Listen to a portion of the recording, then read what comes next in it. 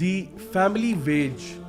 اب آپ کو شاید یہ پتہ بھی نہ ہو کہ ایک زمانہ قدیم میں ایک چیز ہوا کرتی تھی جس کو فیملی ویج کہا جاتا تھا, اور یہ تقریباً 1830s کی بات ہے کہ جہاں پہ فیملی ویج جو ہے یعنی ایک مرد کو نا فیملی ویج دی جاتی تھی. فار ایگزامپل یہ نہیں تھا کہ اس نے ایک کمانا ہے, اس کی بیوی نے ایک کمانا ہے, دونوں مل کے فیملی چلائیں گے, نہیں, اس کی ویج اتنی ہوتی تھی کہ اس سے پورا گھر چل سکتا تھا آرام سے, کوئی ٹینشن نہیں, یعنی وہ اپنی بیوی بچوں کا آرام سے خیال رکھ سکتا تھا. اس میں میں آپ کے سامنے ایک کوٹ کرتا ہوں, فیلاڈیلفیا ٹریڈ یونین کا ایک کامنٹ ہے جنہوں نے یہی تقریباً 1830s کے لگ بھگ جب امریکن انڈسٹریل ریولوشن شروع ہونے والی تھی اس ٹائم پر انہوں نے یہ بات کی, انہوں نے کہا کہ اپوز employment of women کی بات کرتے ہیں کہ oppose that with all of your minds and with all of your strength for it will prove our ruin.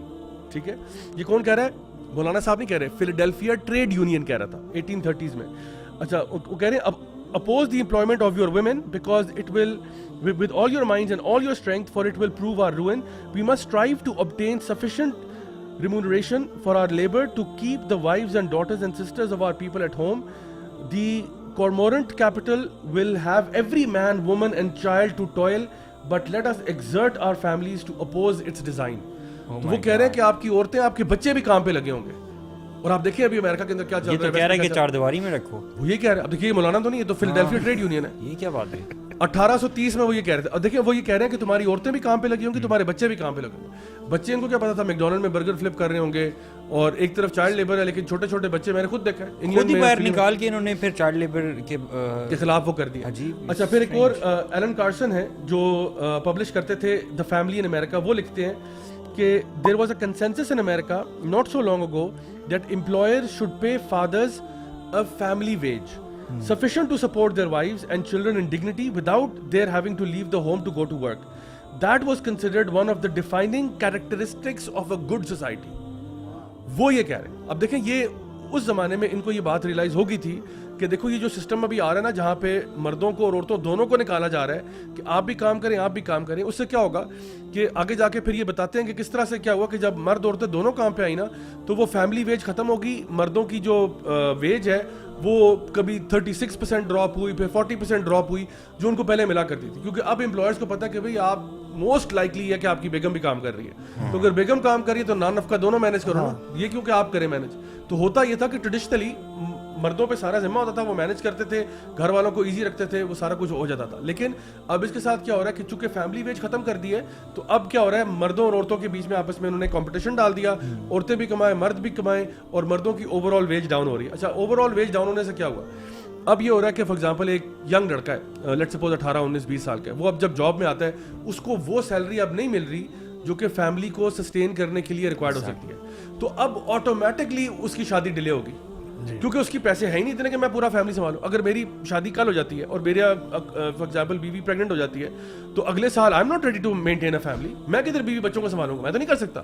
تو اس لیے وہ شادی کو ڈیلے کرتا تھا ٹو دا پوائنٹ کہ وہ 30 سال کا ہو جائے, 32 سال کا ہو جائے, جب وہ کہے کہ ہاں اب میں اس جونیئر لیول سے کسی ایڈوانس لیول پہ پہنچ گیا ہوں جہاں پہ اب میری سیلری اتنی ہے کہ میں سے فیملی چلا سکتا ہوں. یہ تو very well common in our society. اس کو سپورٹ کرنے کے لیے میں آپ کو پیو ریسرچ سینٹر کا سروے کا بتاتا ہوں کہ many cohabiters cite finances as a reason why they are not engaged or married to their partner. اس میں جو انہوں نے ٹاپ ریزن دی ہے نا وہ کہتے ہیں کہ جی partner is not financially ready, اور جو سیکنڈ نمبر پہ ریزن ہے اس میں دی ہوئی ہے they both are not financially ready. اصل میں وہ جیسے آپ نے کہا نا اب بوتھ کو کنسیڈر کیا جاتا ہے. Finances is one of the known reasons for delay in marriage or for no marriage at all, کیونکہ اس کی بانڈنگ اور اس کی جو ان کی ایک ایویلویشن اینڈ انڈرسٹینڈنگ ہے کہ کیسے ہم نے اس کو سروائیو کرنا ہے وہ چینج ہو گئی ہے, ساری کی ساری ویلیوز چینج ہو گئی ہیں. اس کے علاوہ یہ بھی آپ اس میں سوچ سکتے ہیں کہ جب آپ ایک مرد کی سیلری کم کر دیں گے یا اس کو پتہ چل جائے گا کہ جی پارٹنر کی بھی عام طور پہ سیلری ہوتی ہے, جیسے اب یورپین سوسائٹیز میں یہ ویل نون ہے کہ both will be doing job. I mean, it is 90% plus confirm whoever lives together with someone, he or she is sure, she کو تو ہونا ہی چاہیے, he is sure کہ جی میری جو پارٹنر ہوگی وہ بھی کچھ نہ کوئی کام کری ہوگی.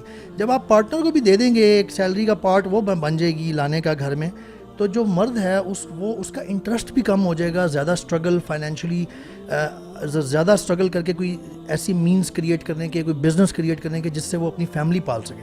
اس کا انٹرسٹ کم ہو جائے گا کیونکہ اس کو پتہ ہے میرے پارٹنر بھی کما رہا ہے. آن دا ادر سائڈ نا یہ بھی دیکھیں اگر آپ دونوں کما رہے ہیں نا تو ڈیسیژن میکر گھر کا کون ہوگا پھر یہ بھی سوال ہے. بہت امپورٹنٹ بات پھر دونوں ڈیسیژن میکر ہوں گے اور ہینس دی جو میریٹل آپ کی کانفلکٹس ہیں اور ڈائیورس ریٹس ہیں وہ پھر you know it's on the rise. اچھا اسی میں دیکھیں اب جہاں پہ آپ کی اوبیسلی دیکھا کہ جب آپ کے پاس اتنے پیسے نہیں ہوتے اور آپ دیکھیں یہ چیز ہمارے یہاں پہ بھی آ چکی ہے. اوبیسلی جب انٹرنیشنلی ویجز ڈراپ ہوں گی تو ہمارے یہاں پہ بھی ہو جاتی ہے. اور آپ دیکھیں ہمارے یہاں پہ بھی اب ایک لڑکا جو ہے فار ایگزامپل اگر وہ فریش یونیورسٹی سے گریجویٹ ہوا ہے تو وہ کیا سیلری ایکسپیکٹ کر رہا ہے. فار ایگزامپل وہ ایکسپیکٹ کرتا ہے مجھے 25,000 مل جائے گا, 30,000 مل جائے گا. مجھے بتائیں 30,000 روپے میں اگر وہ ایک نارمل اسٹینڈرڈ فیملی چلانا چاہتا ہے آج کل کے حالات کے اندر کیسے مینیج بالکل بھی نہیں ہو سکتا. تو وہ کہے گا جی میں ابھی تو شادی کا سوچ بھی نہیں رہا, آئی am not even thinking about marriage. وہ جب تک میری سیلری کوئی تقریباً 50, 60, 70, 80 لاکھ تک نہیں پہنچتی میں تو یار I am not even there yet, I am not even thinking about it right now. اور پھر کیونکہ ہوگا ظاہری بات ہے اگر کہیں سے اس نے کہیں پہ پروپوزل بھیجنا ہے تو اگلوں کی بھی تو ایکسپیکٹیشن ہے نا کہ اچھا لڑکا کتنا کماتا ہے. So many things are connected together you know in the mean time وہ اپنی جو ڈیزائرز ہیں کیسے وہ کہاں پورے کرے گا. پھر وہ حرام ریلیشن شپس, پھر وہ سارا کچھ آتا ہے. تو دیر از سو مچ یعنی interconnectivity between all of these things کہ آپ کو نظر آتا ہے کہ دین وائی از اٹ کہ یورپ کی پاپولیشن ڈوینڈل کر رہی ہے. بیکاز ابھی ہم نے جو جو دو پرائمری ریزنز ہم نے ڈسکس کیے ہیں, ایک تو یہ کہ وہ جو اکانومی میں شفٹ آیا, پھر ویج آپ نے کم کر دی, ٹھیک ہے, اس کے بعد آپ نے باقی سارے ذرائع اتنے اویلیبل کر دیے ہیں کہ بندہ جو ہے وہ کہتا ہے کہ یار جب میں بہت ساری اپنی خواہشات اور ڈیزائرز فری میں پورے کر رہا ہوں مختلف ایونیوز میں, تو مجھے کیا ضرورت ہے شادی کرنے کی. I don't need to get married. پھر آپ یہ دیکھیں صاحب جب آپ عورت کو نکالیں گے گھر سے جاب کرنے کے لیے اور کمانے کے لیے, یہ اپنے ساتھ اور بھی بہت ساری ریپریکشنز لے کے آئے گی. اور پھر خاص طور پہ جب خاتون حجاب میں بھی نہیں ہوگی اور وہ obviously it will provoke temptations, it will create a lot of complications in relationships. ہم نے دیکھے ہیں ویسٹ میں بہت زیادہ ہوتا ہے یہ, کیونکہ وہاں پہ تو اوپن کلچر ہے نا. آپ ایک فیمیل کولیگ کے ساتھ آپ بیٹھے ہوئے ہیں, ٹرپس پہ بھی جا رہے ہیں, بزنس ٹرپ پہ جا رہے ہیں, پورا دن ساتھ گزار رہے ہیں, حالانکہ وہ کسی اور کے ساتھ کسی اور کی لائف پارٹنر ہے اور یہ کسی اور کا لائف پارٹنر ہے.